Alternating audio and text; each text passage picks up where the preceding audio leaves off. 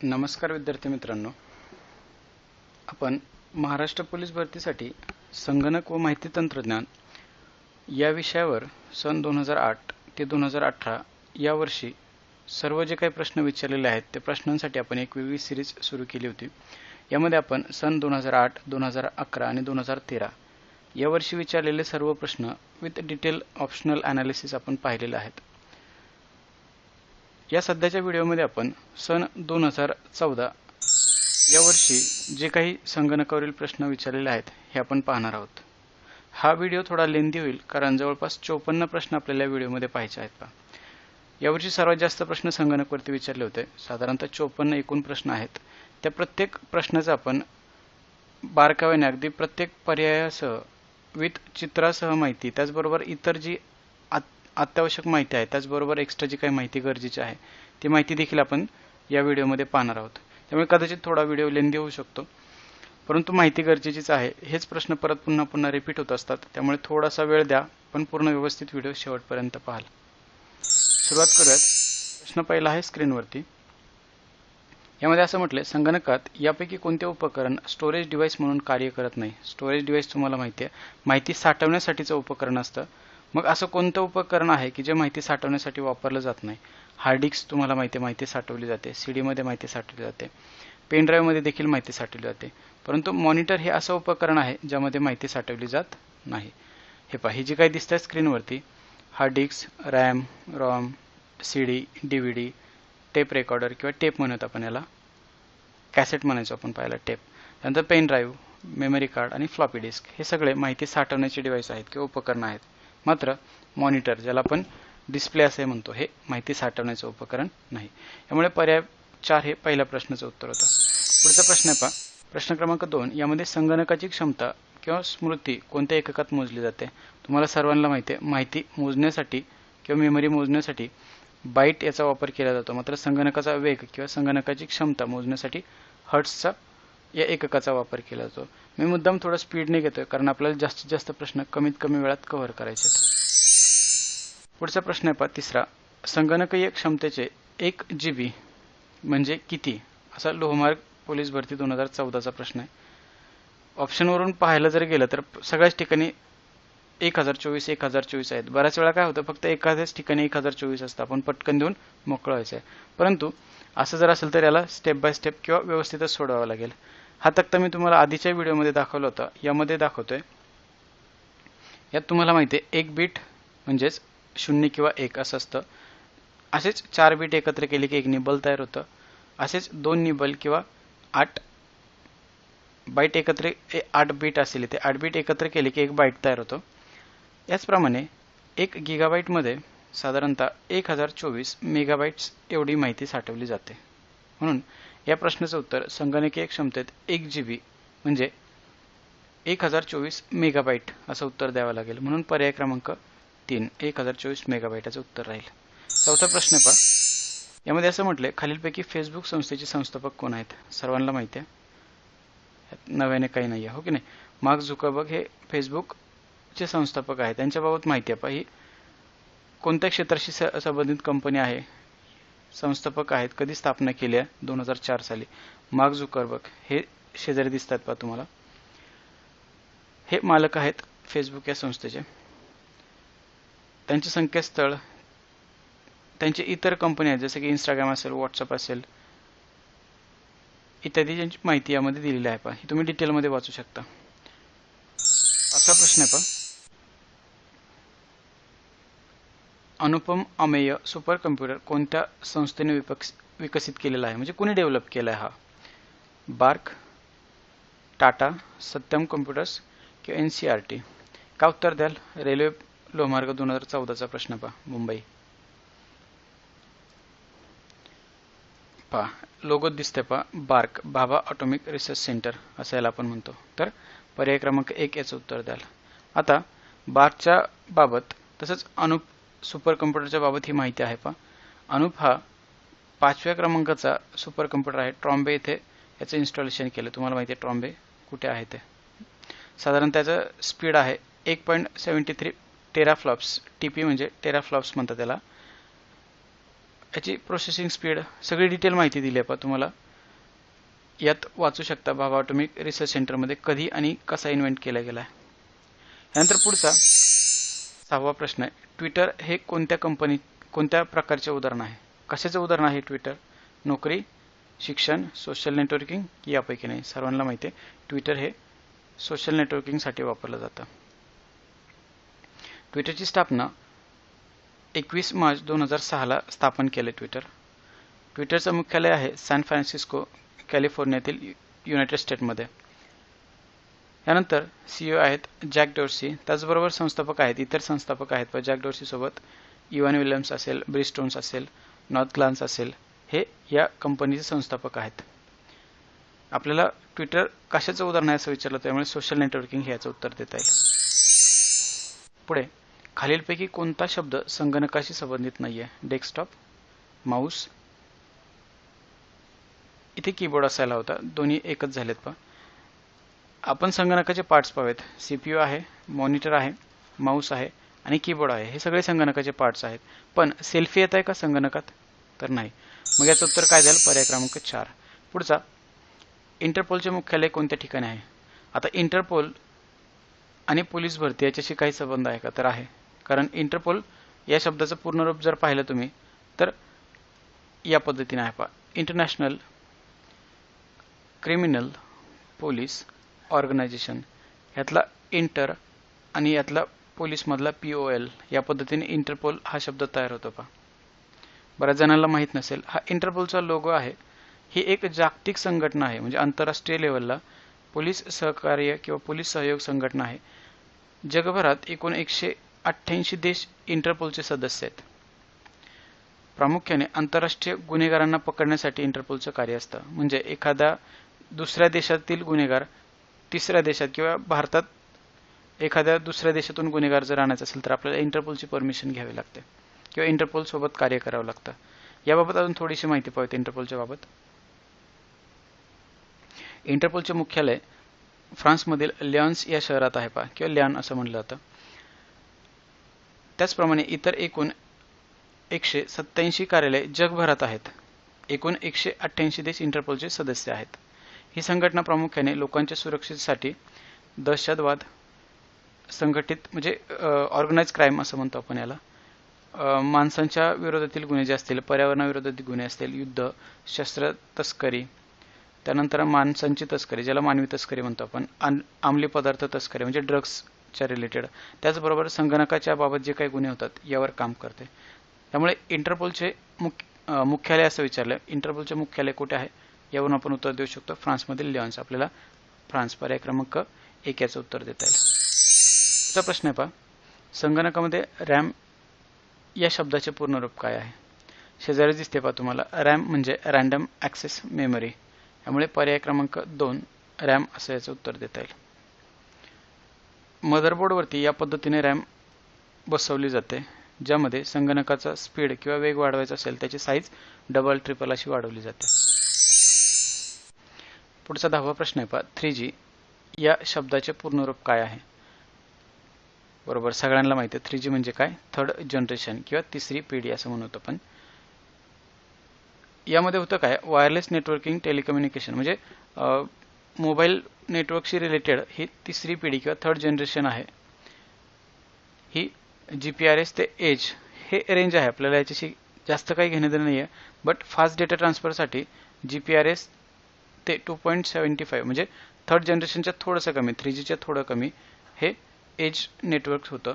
So आपल्याला प्रश्न असा विचारला होता 3G या शब्दाचे पूर्ण रूप, तर काय उत्तर द्याल? थर्ड जनरेशन, पर्याय क्रमांक 1. नेक्स्ट 11वा प्रश्न आहे पहा, भाडे तत्वावर पुरवल्या जाणाऱ्या संगणकीय सेवा ज्यामध्ये ग्राहकाला हार्डवेअर व सॉफ्टवेअर खरेदी करण्याची आवश्यकता नसते, म्हणजे अशी सर्व्हिस ज्यामध्ये हार्डवेअर आणि सॉफ्टवेअर न घेताच तुम्ही संगणकाचं काम करू शकता. वायफायमध्ये तर हार्डवेअर घ्यावं लागतं, इंटरनेटसाठी लागेलच, इथरनेटसाठी देखील लागेल. बट क्लाउड कम्प्युटिंग ही अशी कन्सेप्ट आहे ज्यामध्ये फक्त डेटा तुम्ही ट्रान्समिट किंवा स्टोअर किंवा सेव्ह करू शकता. हे ॲप्लिकेशन बेस्ड, प्लॅटफॉर्म बेस्ड तसेच इंटरफेस बेस्ड सॉफ्टवेअर किंवा एक प्लॅटफॉर्म आहे ज्यामध्ये तुम्ही माहिती विदाउट हार्डवेअर आणि सॉफ्टवेअर ट्रान्समिट किंवा रिसीव्ह करू शकता. सो 11व्या प्रश्नाचं उत्तर क्लाउड कम्प्युटिंग असं पर्याय क्रमांक 4 उत्तर द्याल. पुढचा प्रश्न आहे पहा, संगणकाची स्मरणशक्ती कशात मोजाल? हा सगळ्यात जास्त रिपीट झालेला प्रश्न आहे. माहिती मोजण्यासाठी किंवा स्मरणशक्ती मोजण्यासाठी बाईट्सचा वापर केला जातो. त्यानंतर कार्य करण्यासाठी किंवा कार्य जे काही मोजलं जातं ते हर्ट्समध्ये मोजलं जातं. पुढचा प्रश्न आहे 13वा, अत्यंत कमी तापमानात घडणाऱ्या घटकांचा अभ्यास करण्याचं जे काही शास्त्र असतं त्याला काय म्हणतात? सगळ्यात कमी तापमानात क्रायोजेनिक्स या पद्धतीने चित्रात दिसतंय पहा. अगदी थंड वातावरणात किंवा थंड ठिकाणी काम करण्यासाठी क्रायोजेनिक्स या तंत्रज्ञानाचा किंवा टेक्नॉलॉजीचा वापर केला जातो. पुढचा 14वा प्रश्न आहे पहा, 1 GB म्हणजे काय? पुन्हा आपल्या त्या तक्त्यावरून उत्तर देता येईल. इथे तर पर्यायानुसार हे पटकन उत्तर देता येईल पहा, कारण एकाच ठिकाणी 1024 होतं. 14व्या प्रश्नाचं उत्तर 1 GB म्हणजे 1024 हे उत्तर देता येईल. पर्याय क्रमांक 3, 1 GB किंवा 1 GB म्हणजे 1024 MB असं पर्याय क्रमांक 3 या प्रश्नाचं उत्तर होतं. पुढचा प्रश्न आहे पहा, 15 प्रश्नात असं म्हटलंय, ATM या संस्थेचे पूर्ण रूप काय आहे? Automated teller machine, all time machine, any time machine, automated time machine. का उत्तर द्यायला याचं? तर या प्रश्नाचं उत्तर आहे ऑटोमेटेड टेलर मशीन, म्हणजे ऑटोमॅटिक पैसे मोजून देण्याचं मशीन, असं ऑटोमेटेड टेलर मशीन म्हणतो. मग उत्तर काय द्याल? पर्याय क्रमांक 1 ऑटोमेटेड टेलर मशीन. 16 प्रश्न आहे पहा, यामध्ये WWचा अर्थ किंवा WWचे पूर्ण रूप विचारलंय. सर्वांना माहिती आहे वर्ल्ड वाईड वेब असं WWचे पूर्ण रूप आहे. 17 प्रश्न आहे, फेसबुक हे कोणत्या प्रकारचे उदाहरण आहे? Social media. USB म्हणजे काय? USBचा पूर्ण रूप विचारलं इथे युनिव्हर्सल सिरियल बस असं म्हणतो आपण. ऑप्शनमध्ये जर पाहिलं तर युनायटेड येणार नाही, युनिव्हर्सल सिरियल बस हे उत्तर येईल आपलं. इथे युनिव्हर्सल स्मार्ट दिलंय, स्मार्टमुळे कॅन्सल झाला, इथे स्मार्टमुळे कॅन्सल झालं, त्यामुळे पर्याय क्रमांक 3 याचे योग्य उत्तर राहील. आता पुढे या चित्रात पहा आपण USBचे किंवा युनिव्हर्सल सिरियल बसचे टाईप पाहूयात. कदाचित बऱ्याच जणांना माहीत नसतील, पण हे टाईप ए पासून सुरुवात झाली आहे युनिव्हर्सल सिरियल बसची, ते अगदी टाईप सी. आता हे लेटेस्ट टेक्नॉलॉजी वापरली होते टाईप सी सिरियल बस. हे कोणत्याही साईडने कनेक्ट केलं तरी इझी कनेक्ट होतं किंवा डिस्कनेक्ट करता येतं सहज. बट हे आधीचे जे काही टाईप होते यांना त्याच पद्धतीने, म्हणजे ही काही नॉच दिसते पहा तुम्हाला, त्याच पद्धतीने त्याला बसवावं लागायचं. मग टाईप ए असेल, टाईप बी मध्ये मायक्रो, मिनी, त्यानंतर टाईप बी मध्ये मायक्रो USB 0.3 आला होता. आता लेटेस्टमध्ये टाईप सी USB किंवा युनिव्हर्सल सिरियल बस वापरली जाते.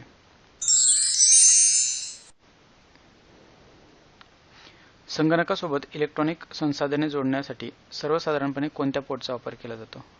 आत्ताच आपण पाहिलं तर USB युनिव्हर्सल सिरियल बसचा वापर केला जातो, त्यामुळे पर्याय क्रमांक 3 याचं उत्तर द्यावं लागेल, युनिव्हर्सल सिरियल बस.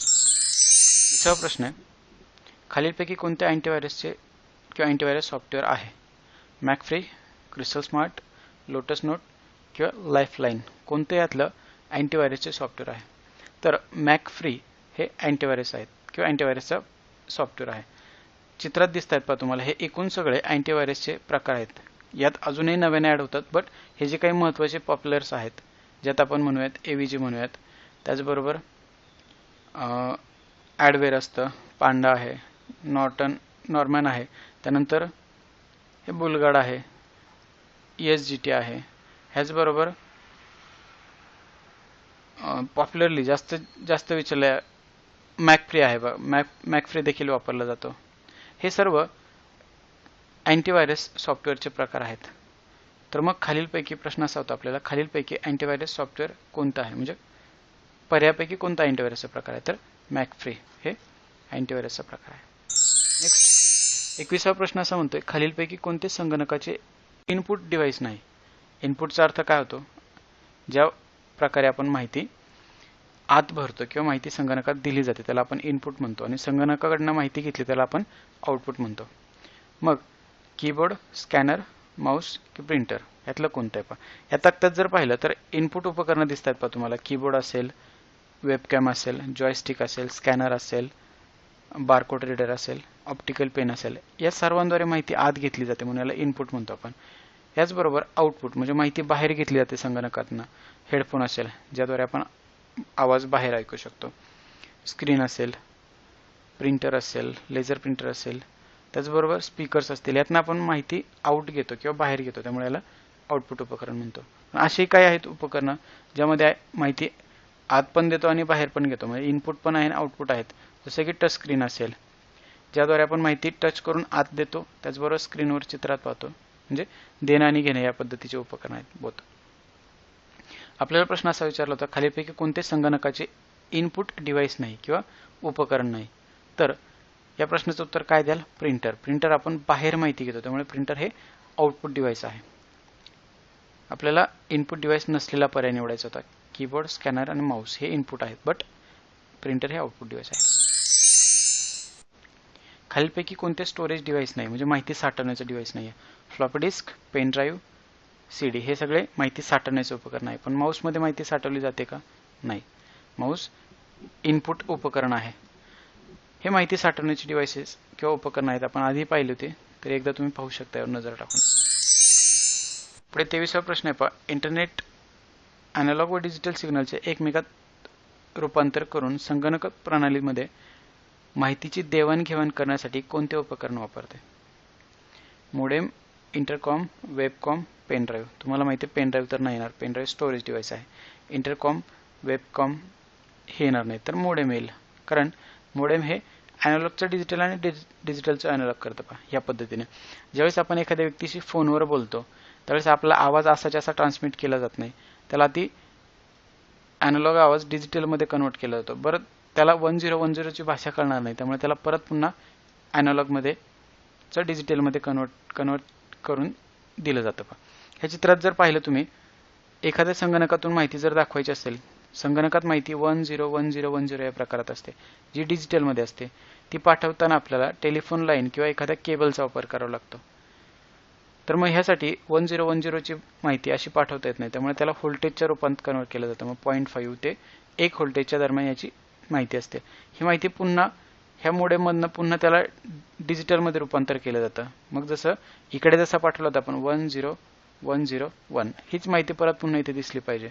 पाठवलेली माहिती आणि मिळालेली माहिती दोन्ही एका प्रमाणात असेल तरच ती माहिती व्यवस्थित पाठवली जाते. त्यात जर इंटरफेअर किंवा चेंज होत असेल तर माहिती चुकीची गेली असा अर्थ होतो.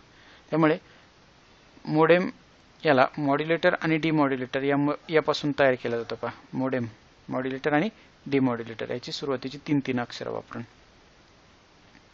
यामुळे मोडेम हे इंटरनेटमधील असं उपकरण आहे की जे अॅनालॉग माहिती डिजिटलमध्ये, डिजिटल माहिती अॅनालॉगमध्ये रूपांतर केलं जातं. म्हणून 23व्या प्रश्नाचं उत्तर पर्याय क्रमांक 1 हे योग्य उत्तर होतं.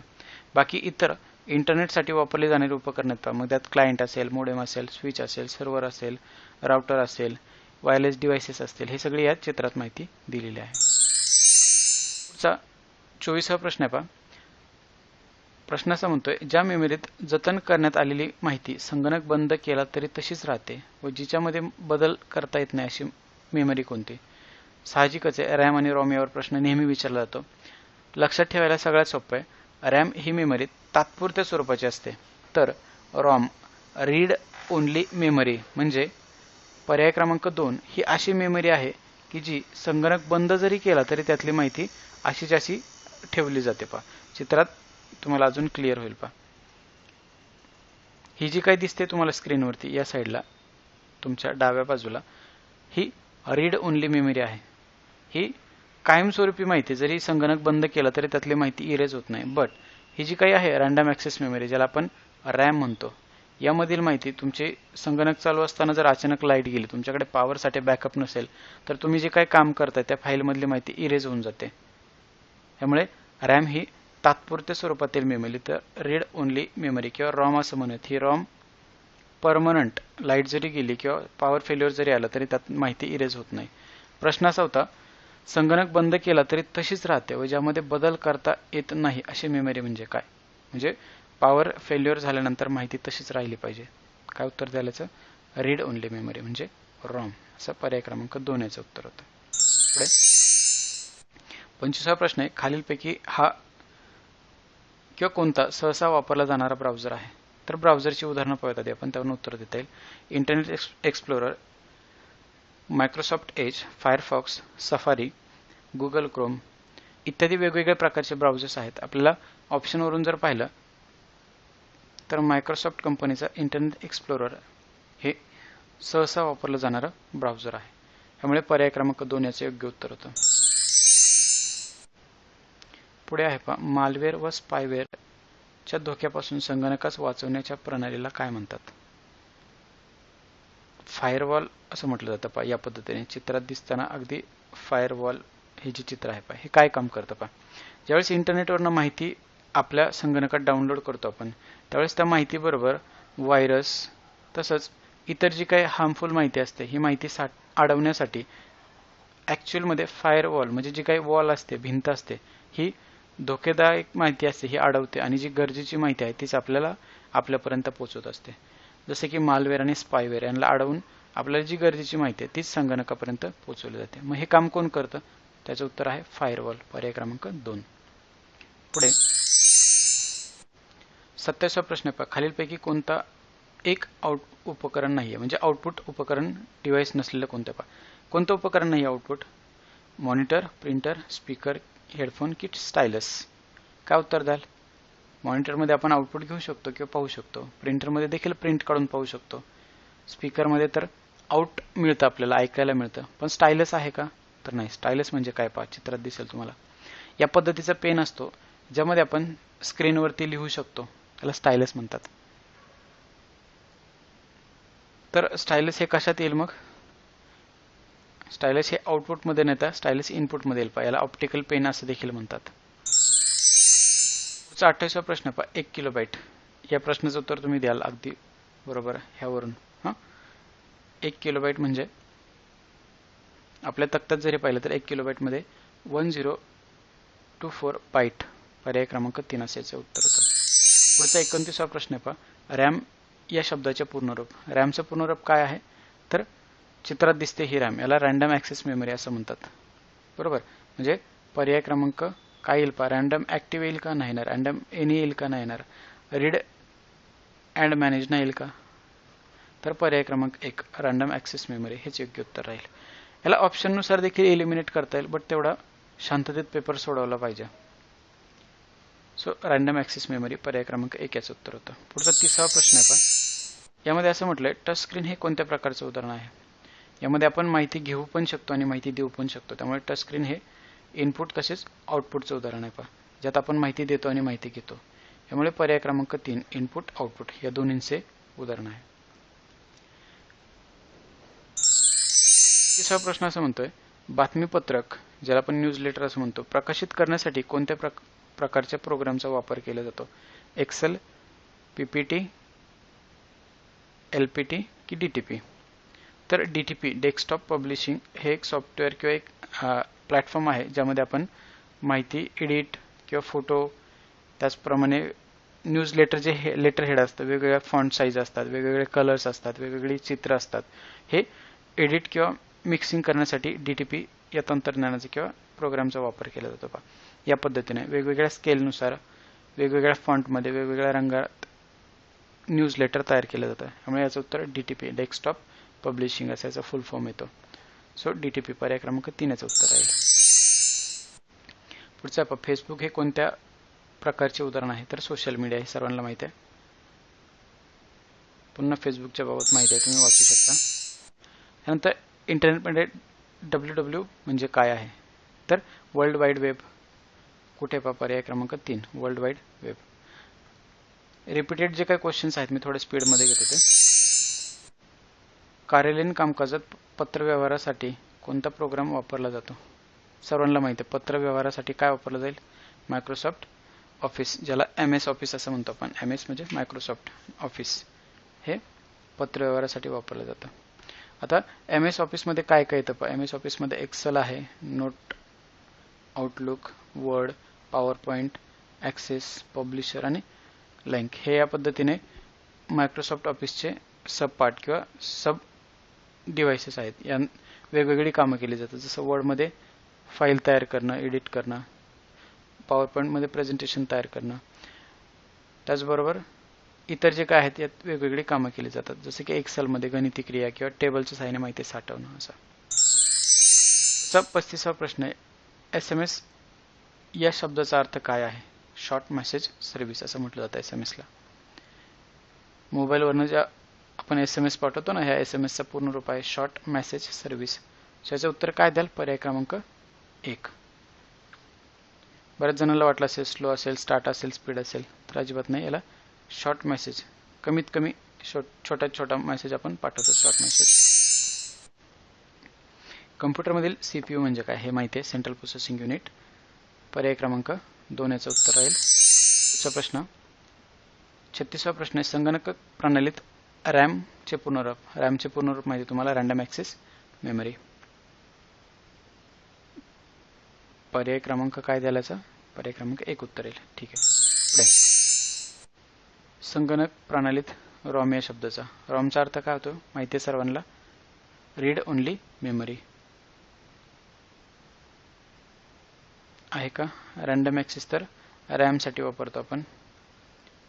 हे रिजनेबल किंवा रॅशनल हे कुठल्याही मेमरीचे प्रकार नाही, तर रीड ओनली मेमरी हे रॉम आणि हे रॅमचं पूर्ण रूप आहे.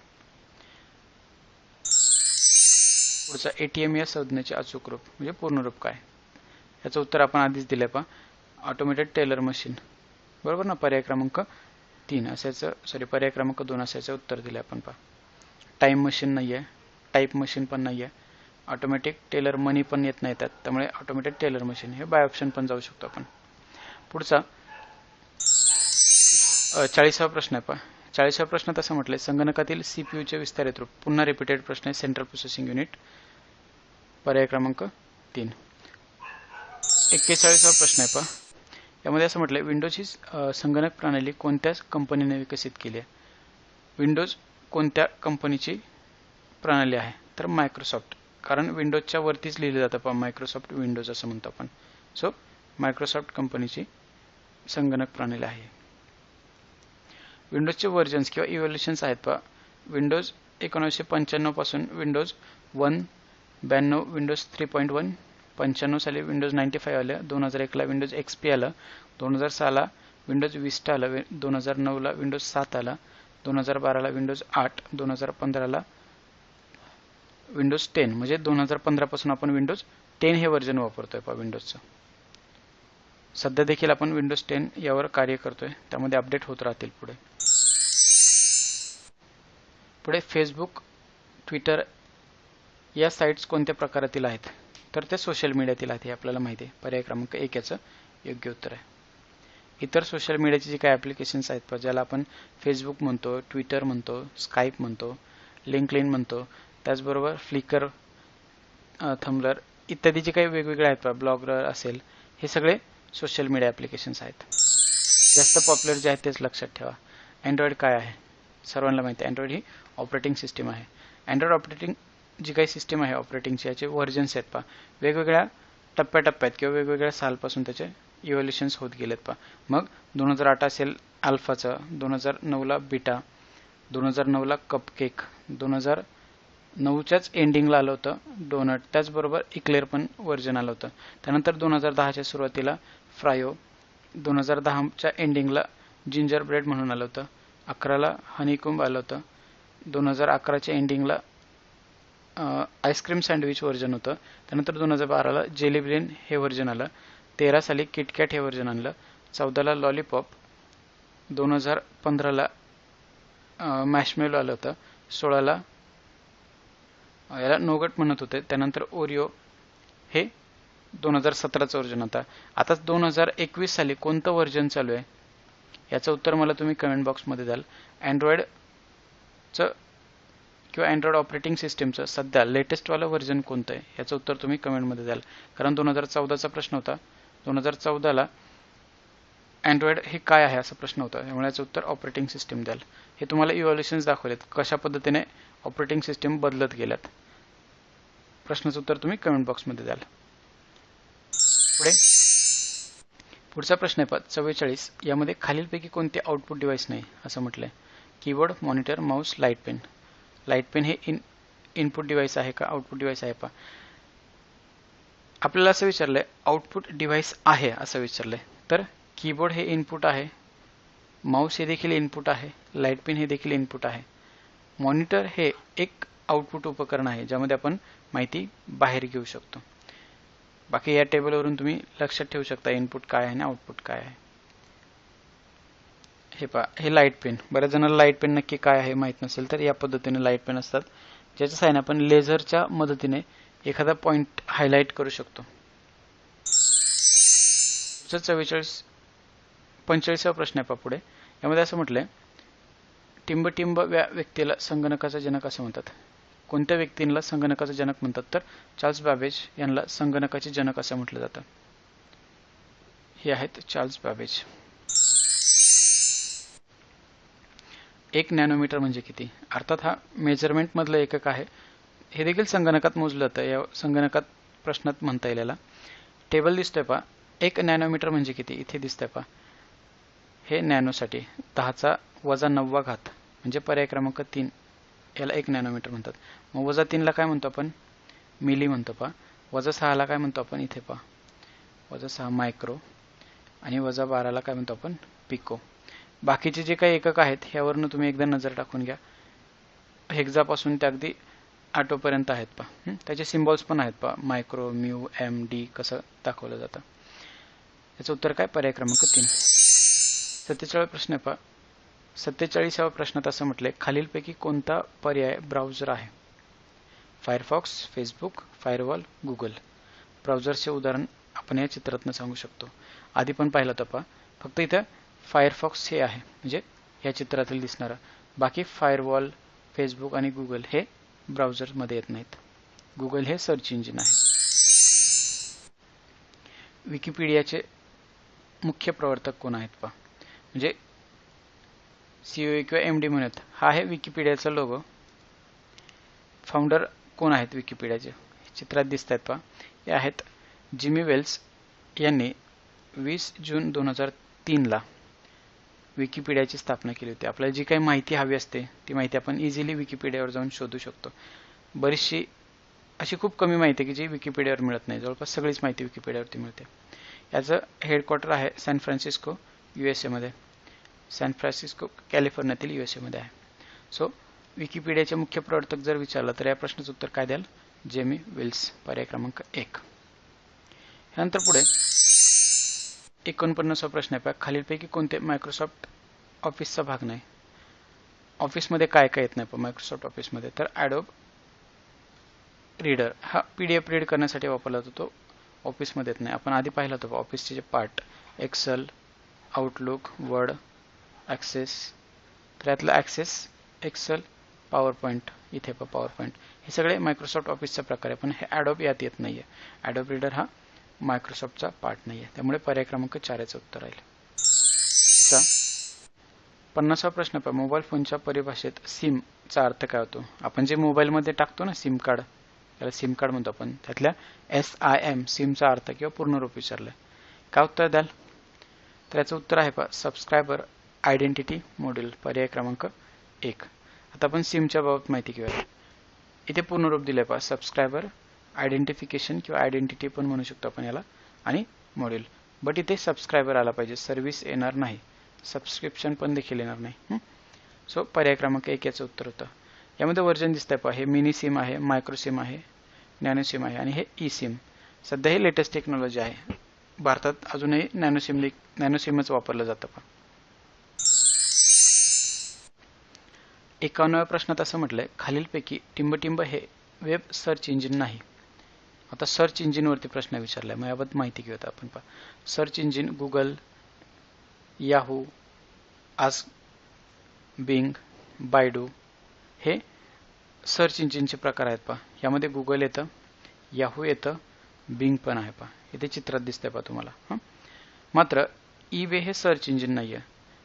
यावरती आपण शॉपिंग करू शकतो, ऑनलाईन शॉपिंग. म्हणजे हे शॉपिंगसाठीचं ॲप्लिकेशन आहे. सो ही सर्च इंजिन मध्ये येणार नाही. पुढच्या प्रश्नात असं म्हटलंय जगात भ्रमरध्वनी ज्याला आपण मोबाईल म्हणतो, मोबाईलमध्ये सर्वाधिक वापरली जाणारी प्रचलन प्रणाली म्हणजे ऑपरेटिंग सिस्टीम कोणती आहे? तर कोणती आहे? अँड्रॉइड. आपण याचे व्हर्जन्स आधीच्या प्रश्नामध्ये पाहिलेत पहा. याचं उत्तर काय द्याल? पर्याय क्रमांक 1. पुढचा प्रश्न आहे, संगणकामध्ये फ्लॉपी डिस्क म्हणजे टिंबटिंब. फ्लॉपी डिस्क तुम्हाला माहिती साठवण्यासाठी वापरली जाते. बऱ्याच जणांनी पाहिले नसेल तर ही पाहून घ्या. या पद्धतीने असते फ्लॉपी डिस्क. यामध्ये असे एक वर्तुळ असतं सीडी सारखं, ज्यामध्ये मॅग्नेटिक पद्धतीने माहिती साठवली जाते. सो याला माहिती साठवण्याचे एक साधन म्हणून फ्लॉपी डिस्कचा वापर केला जातो. याचं उत्तर पर्याय क्रमांक 4 द्याल. पुढचा प्रश्न आहे पहा, इंटरनेटच्या माध्यमातून केल्या जाणाऱ्या व्यापाराला काय म्हणतो आपण? ई कॉमर्स, ईमेल, ई अर्थ की ई मनी? सो याचं उत्तर काय द्याल? E commerce. कॉमर्स म्हणजे व्यापार माहीत असेल तुम्हाला. बाकी ईमेल माहिती आहे तुम्हाला, ईमेल येणार नाही. याचं उत्तर अर्थ आणि मनी. सो 54 प्रश्नाचं उत्तर पर्याय क्रमांक 2 राहील. अशा या पद्धतीने आपण सन 2014 साली विचारलेल्या पोलीस भरतीला संगणक व माहिती तंत्रज्ञान यावरील सर्व प्रश्नांची उत्तर आपण पाहिलेली आहेत पहा. व्हिडिओ थोडासा लेंदी झाला कारण आपल्याला डिटेलमध्ये पाहायचे होते. आपण पुढच्या व्हिडिओमध्ये याच्या पुढील वर्षासाठी विचारलेल्या प्रश्नांची उत्तरं याचप्रमाणे डिटेलमध्ये पाहणार आहोत. त्याचप्रमाणे इतर आधीचे जे काही झालेत 2008, 2011, 2013 याचे लिंक तुम्हाला इथे डिस्क्रिप्शनमध्ये दिसतच असेल पहा, किंवा वरती आय या बटनवरती दिसत असेल. भेटूयात पुढच्या व्हिडिओमध्ये, ज्यामध्ये याच्या पुढच्या प्रश्नांची उत्तरं किंवा पुढच्या वर्षी विचारले गेलेल्या प्रश्नांची उत्तरं आपण पाहणार आहोत. भेटूयात मग पुढच्या व्हिडिओत. तोपर्यंत काळजी घ्या, सुरक्षित राहा. धन्यवाद. थँक्यू.